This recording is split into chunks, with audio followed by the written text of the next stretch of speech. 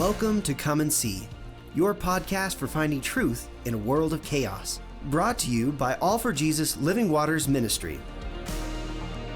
With host and founder Richard Case and co-host and retreat leader Kathy Ricconi. Jesus reminds us to watch for the signs of his return. Today we will explore further what we are seeing in our times that line up with what signs he said would indicate the potential of the end and his return. We will also discuss the practical meaning of this as we watch and as a remnant prepare as he so leads. And now your host, Richard Case.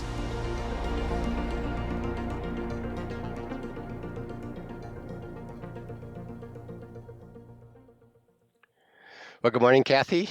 Here we are on Good morning. Friday. This will be the middle of September for End Times Friday. And we've been having a great summer, and we got to be with you Yeah, it was great to see you guys out here. and enjoy the beauty of the lake. And you actually got to have a little bit of time up there as well. So that was kind of fun. Yeah, Fun for that you. was such a blessing, right? Yeah, I enjoyed actually a few days of what Kendra actually coined this term, and I have taken it over, Godcation. Yep. So there were a few days that I got to be up at the lake just by myself with God and my journal and some books and my kayaks, and thoroughly enjoyed that. And then the rest of the family came up and enjoyed that time together too. So Yep. it was sweet, sweet time. Yeah, that's good. Well, this is we've just finished, and if you haven't gone back and looked at it, there's the last two guest Thursdays would be September 7th and the 14th, Mm-hmm. where Casey Mulligan. Casey is a PhD economist who is really talking to him, and as you could express, Kathy, you would never know that the guy is pretty famous. Right. You know, But you can tell he's brilliant. He knows his stuff. yeah, He's a professor, right, he's at University of, professor at the University of Chicago, yeah. married to Julia, and they have beautiful children. And they've had an exciting walk with God, which has been fun Mm-hmm. to be part of. And because of And you were a his, part of that from the very beginning, yeah, the very very beginning with right? The very Julia, beginning of the two and of then them. Casey, and I got to marry them, which was Yeah, quite so fun and cool. beautiful in Chicago. And then see their life mature and grow. And when I married him, he had children that were young, and Mm-hmm. now they're up in the 20s, and it's kind of time goes.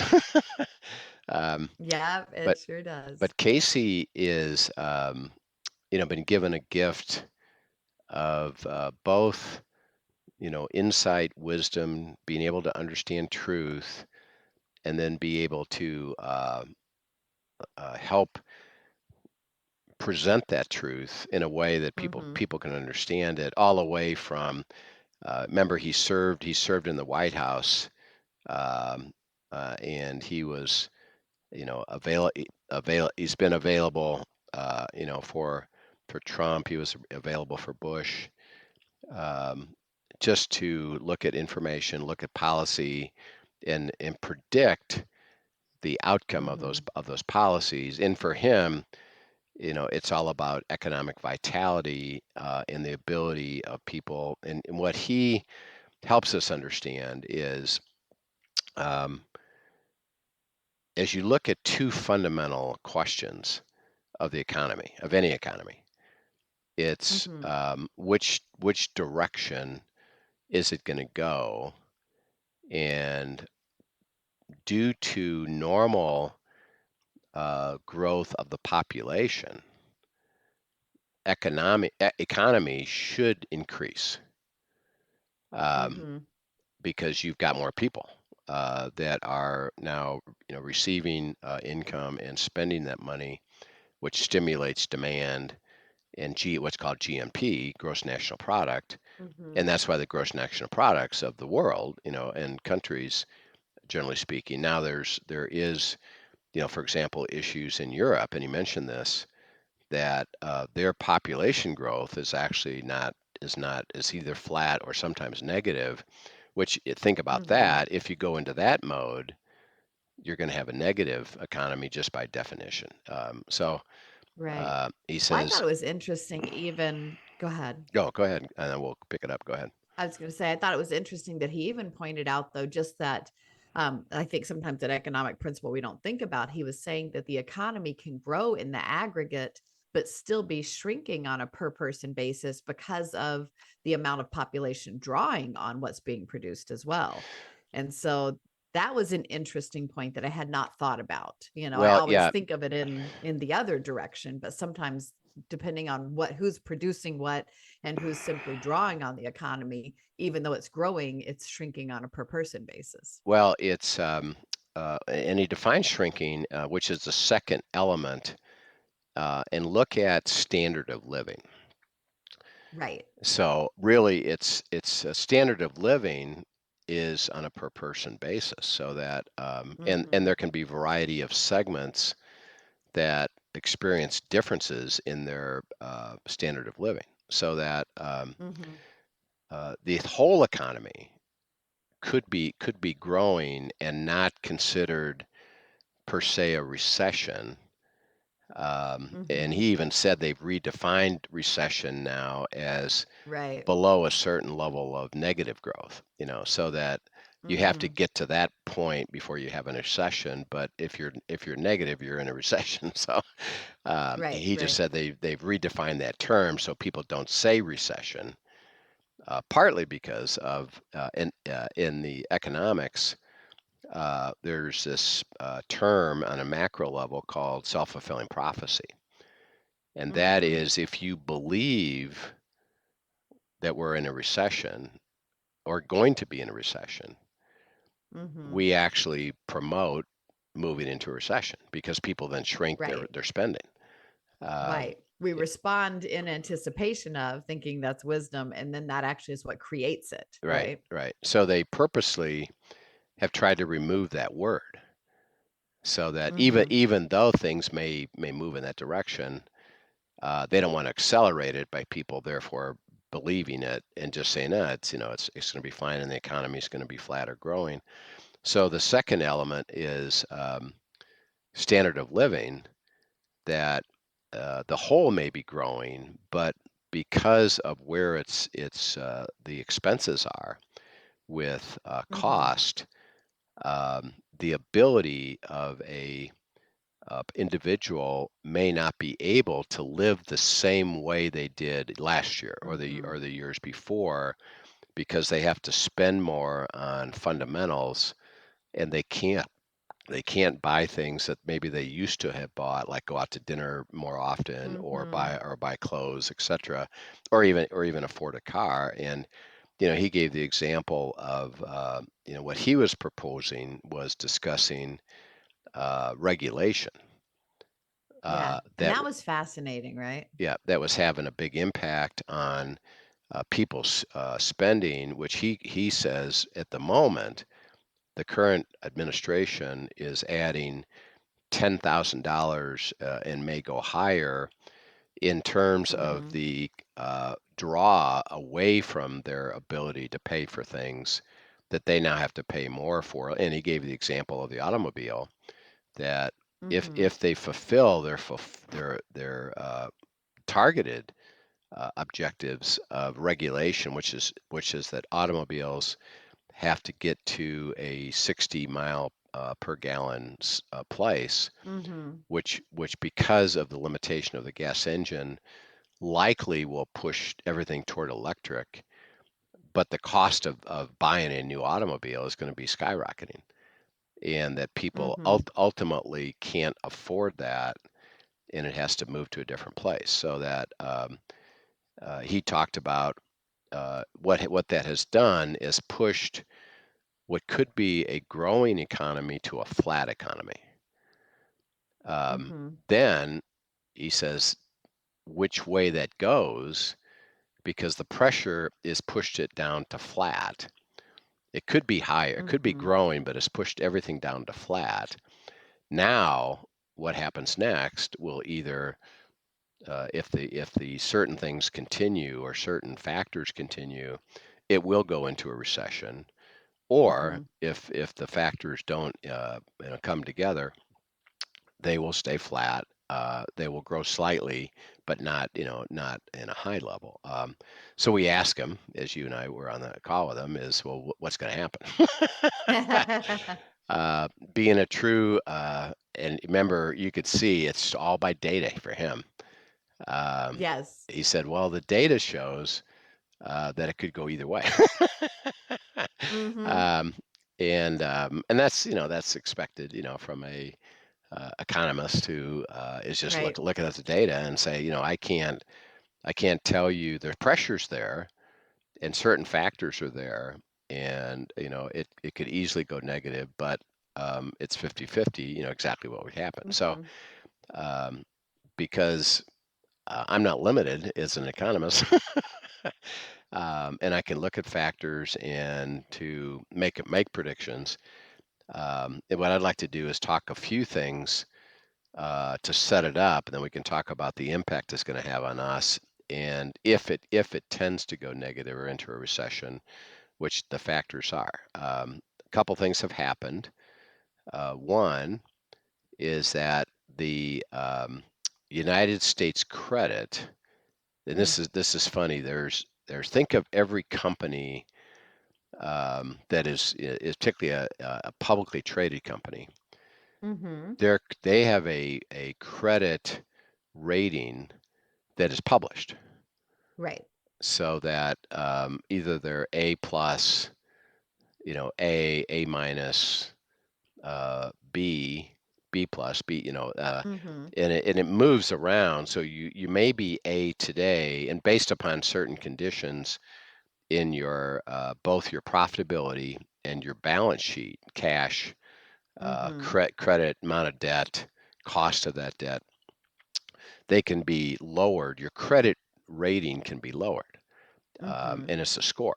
Um, Now, by the way, so they do that for corporations. They also do that for nations.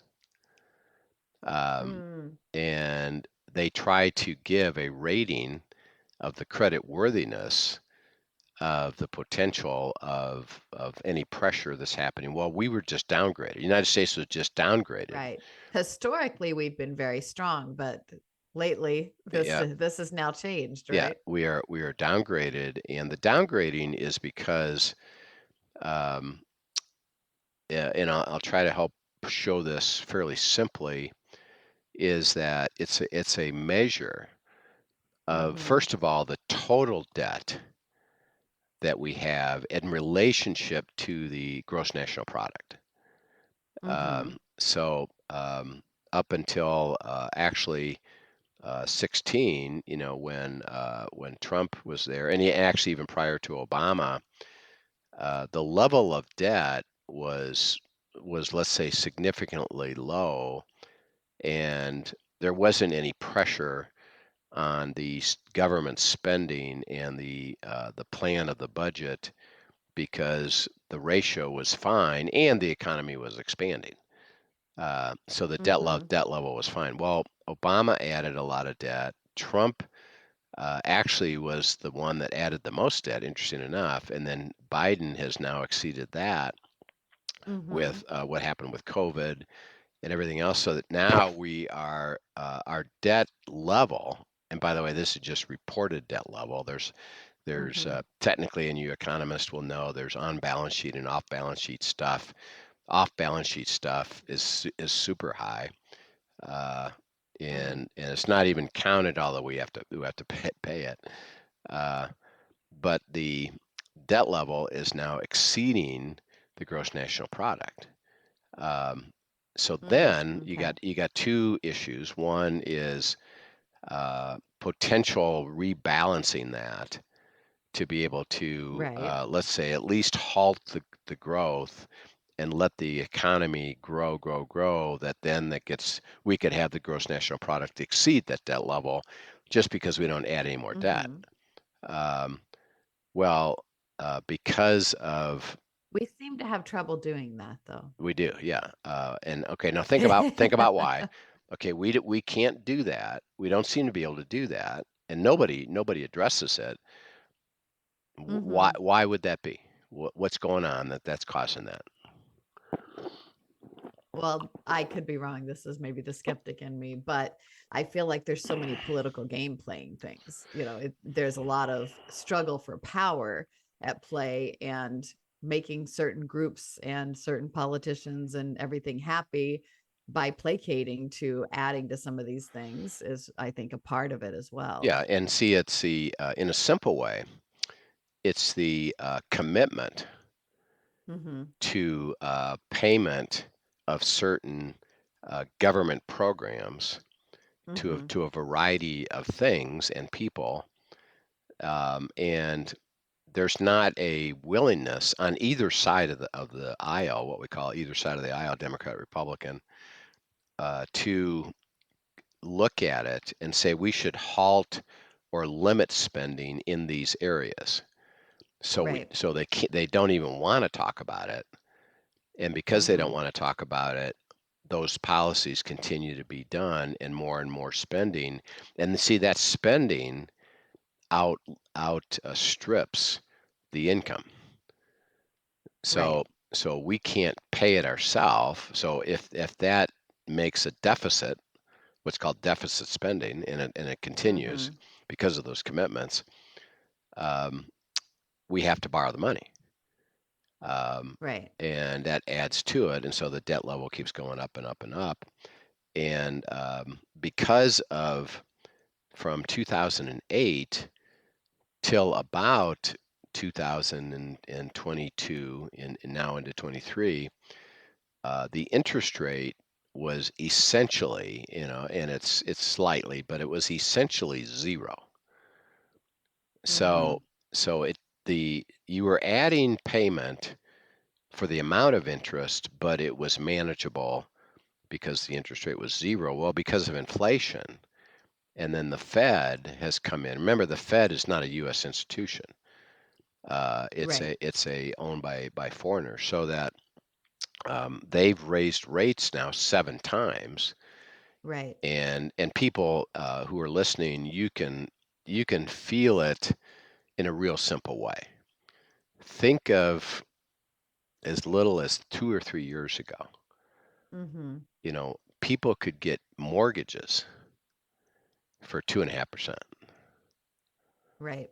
30-year mortgages for 2.5%. And by the way, if you did, keep it. um, Right. Right. Oh, uh, um, Now, today, mortgages are at 7% plus.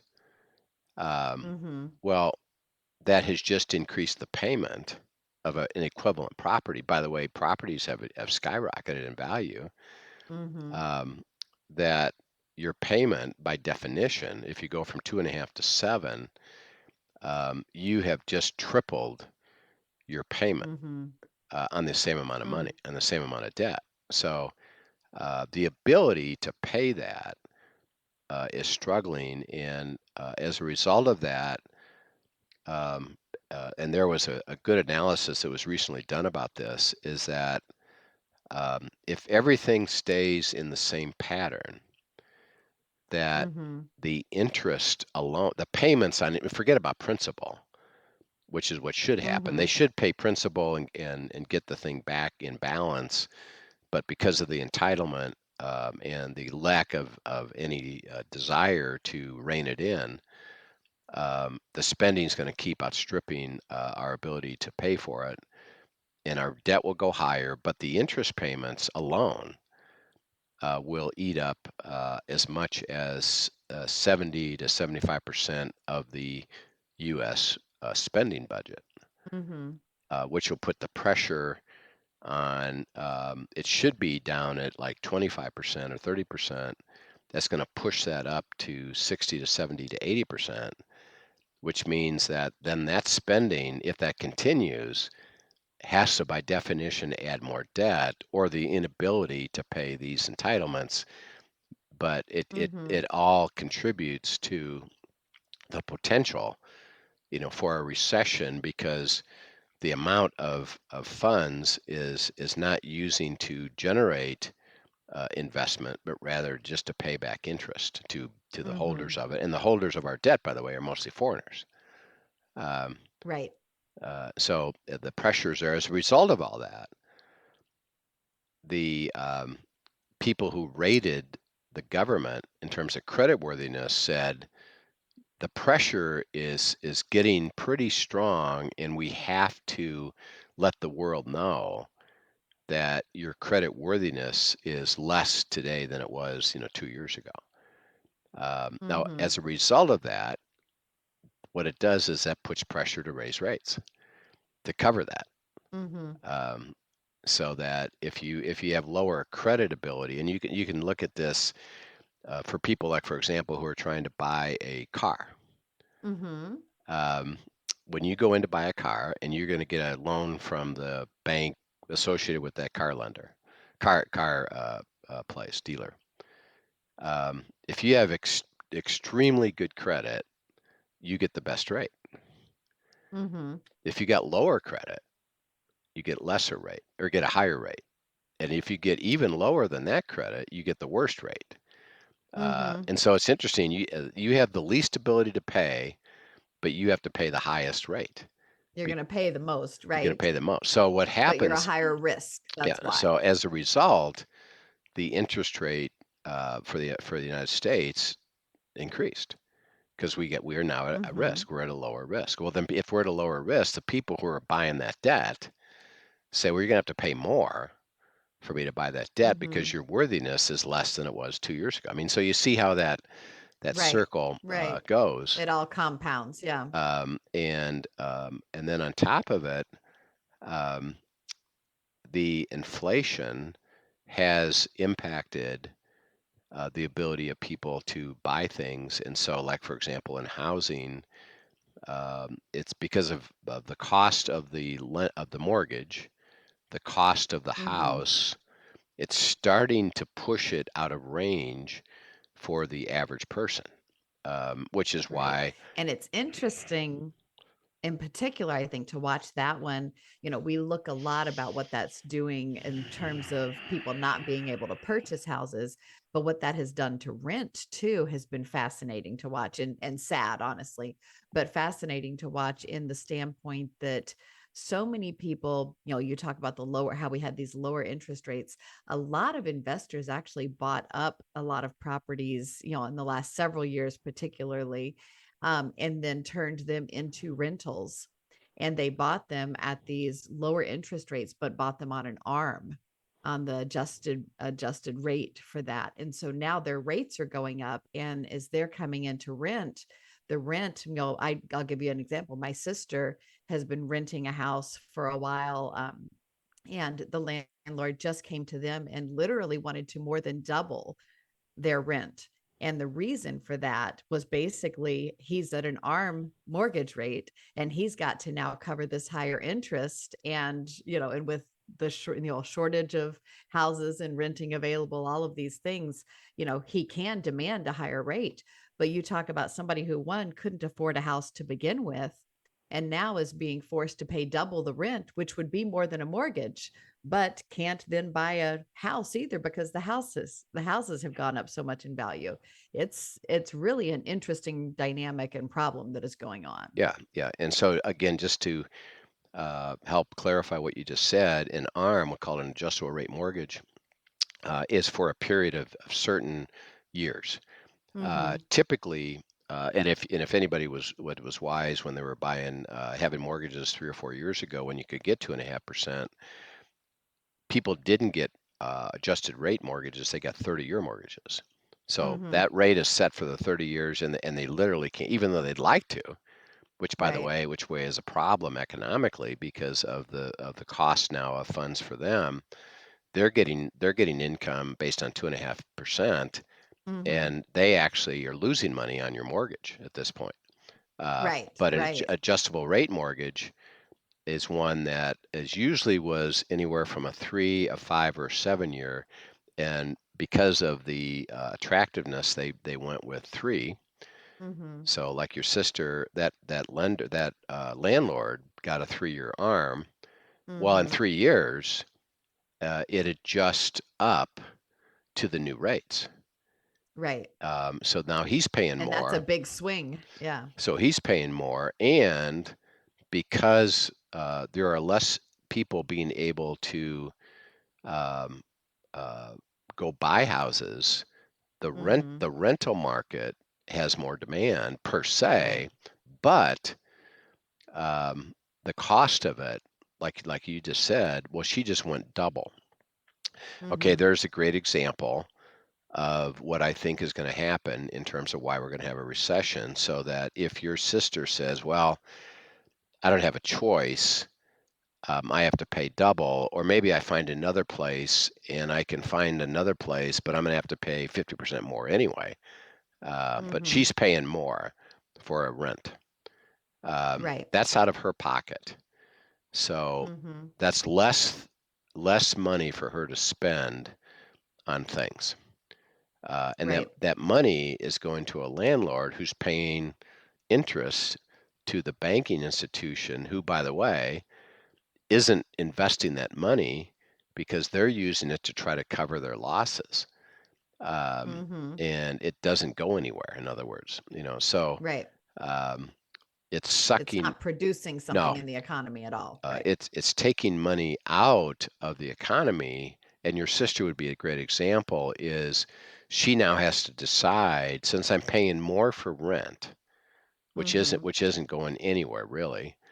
I have to spend less on going to Mhm. restaurants, buying clothes, going on a trip, things that she'll have to choose, to be in sync. Now she could borrow money, by the way, and a lot of people right now are using credit cards. Mhm. Credit card debt is an all-time Yeah, high, has skyrocketed right now. skyrocketed and hit over $1 trillion in that.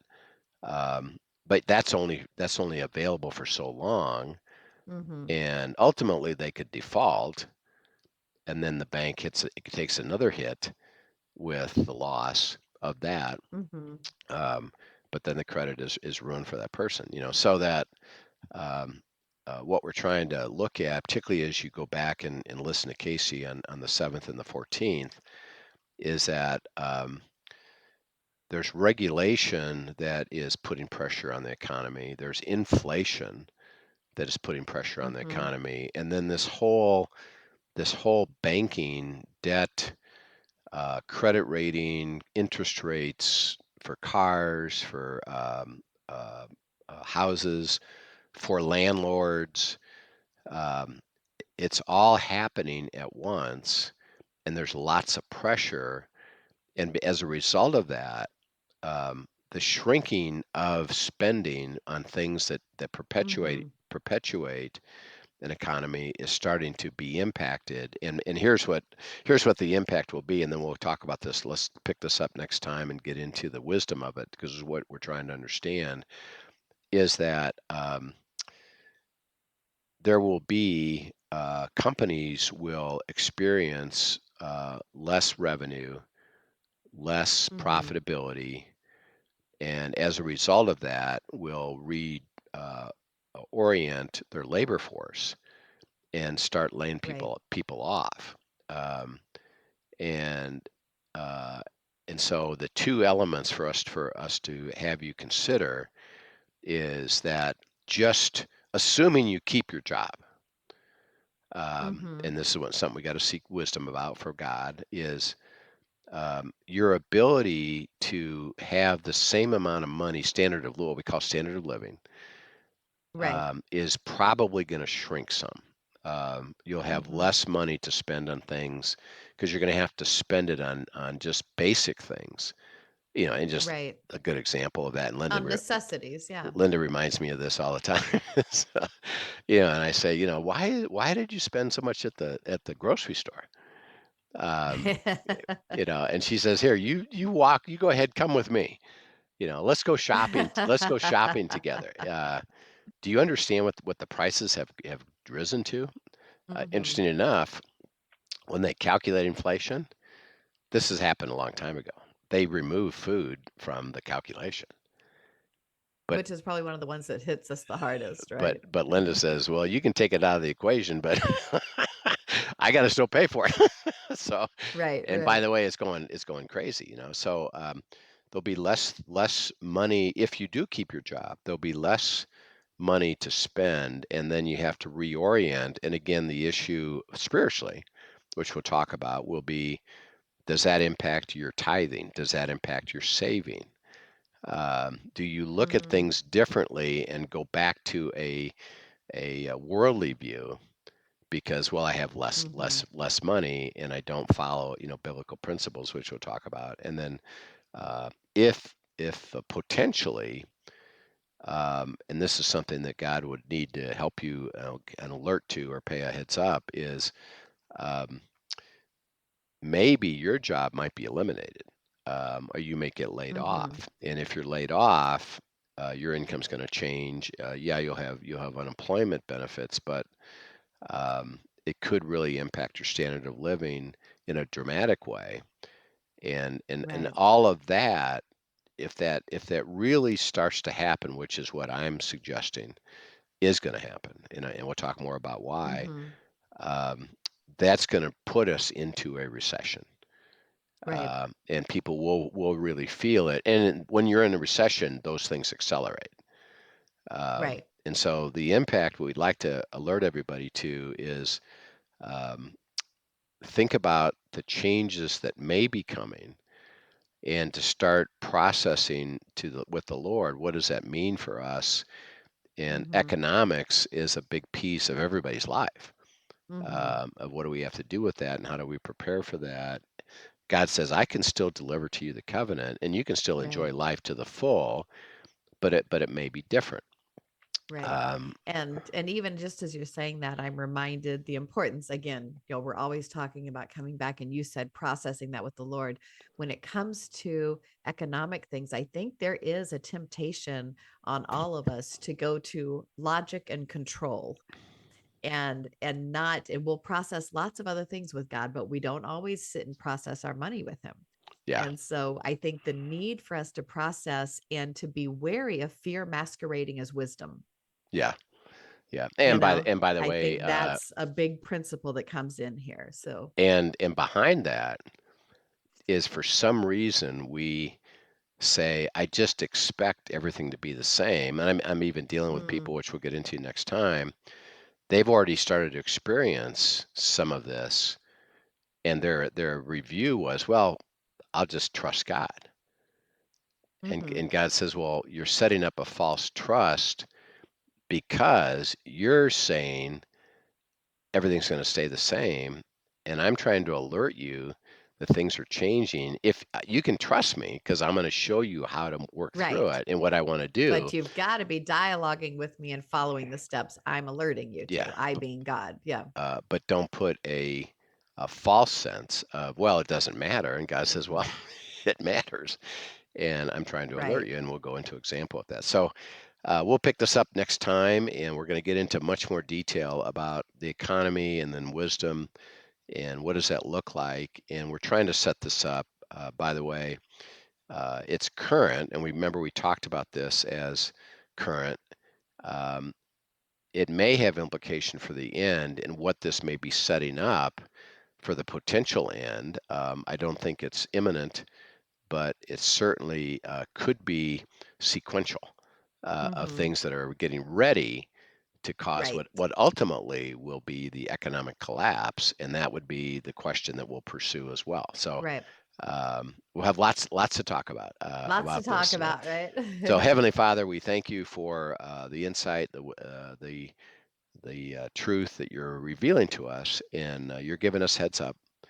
And we just pray that we'll start to process this well together, not to be lazy about it, and not to be presumptive, and certainly not to do it in the flesh, but rather that we would go to you because you say, I can still deliver to you the beautiful, preserved covenant life despite the circumstances. And so we just pray that we'll trust that and we'll seek that, and we'll follow you. And thank you in Christ's name. Amen. Amen. Well, thank you so much. Thank you, everyone, for joining us. And be sure to tune in again next week for End Times Friday. And like Rich said, if you did not hear Casey Mulligan the last 2 Thursdays, go back and listen to those. I think you'll find that information very helpful, even as we continue these discussions on Fridays. Yep. So All thanks right. again. Have a great day. We'll see you Okay. next All right. time. See you then. Thank you for joining us for today's episode of Come and See, your podcast for truth in a world of chaos. Brought to you by All for Jesus Living Waters Ministry. Send us your questions and comments, and tune in tomorrow for more answers to your personal questions about living life in God's truth. Remember, God's will is best and none better. His truth brings peace in this world of chaos.